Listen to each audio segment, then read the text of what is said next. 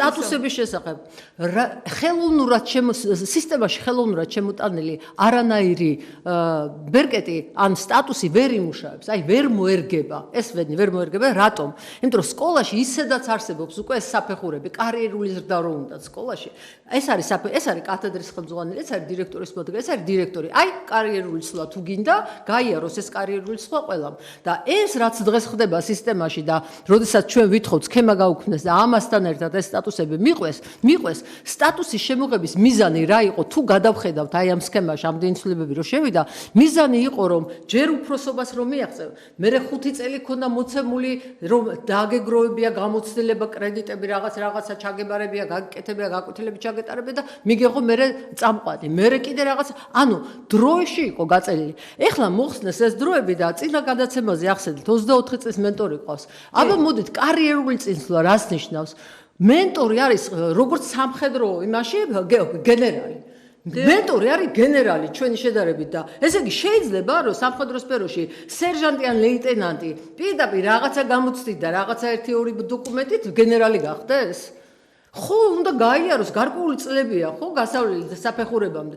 ასე უნდა იყოს ეს მენტორი მარტო იმას კი არ ნიშნავს გამოცდა ჩავაბარებ და 2 პროექტი გავაკეთე. ეს არის წლების გამოცდილება. როდესაც შენ უკვე მასწავლებელთან მასწავლებელი ხარ, თუ ამაზე გვაქვს ჩვენ საუბარი და თუ სტატუსებზე გვაქვს საუბარი. ზოგადად კიდე რა გვინდა ეს მენტორობა და რაღაც და მასწავლებლობა ვისაც უნდა? გვაქვს ბაკალავრიატი, მაგისტრატურა და დოქტორანტურა. ჩააბარონ ბატონო დოქტორანტურაში, იკვლიონ თავისი საგანი, გააკეთონ კვლევები სკოლაში საჭიროებებზე და იქ დაამთავრონ დოქტორანტურა. რა საჭიროა ეს მენტორობა და რაღაცა თითიდან გამოწვეული სტატუსები სკოლაში. და კორუფცია ხო, ამას რაც მოყვა ახლა ამაზე თქვენ ბევრჯერ თქვით რომ იმ პორტფოლიოს და მერე წყინთ ხოლმე ნაყიდიო. ჩემო კარგო, შედით ნებისმიერი მასწავლებელთა ჯგუფში და ნახავთ შემოთავაზებას სახელი გვარით და ტელეფონით, რომ დაგეხმარებით პორტფოლიოს ორგანიზებაში. რას ნიშნავს დაგეხმარებით პორტფოლიოს ორგანიზებაში? ნიშნავს რომ აგიწყობს პორტფოლიოს მოვა და აგიწყობს და შენ უნდა გადაიხადო თანხა.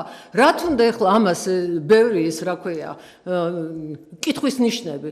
2x2 და ყველაფერი ძალიან კარგად იცის. უბრალოდ გულდასაწყვეტი არის ძალიან ის, როდესაც ეხლა ხდება რაღაც ცვლილებები და აი ამ ცვლილებებში არ გვაცნობენ ჩვენ პროექტს, რომ წავიკითხოთ პროექტი, გავაანალიზოთ, ხარვეზები აღმოვაჩინოთ და უთხრათ, რომ ეს არ გაგრძელდება. ეს რამდენიმე წელიწადში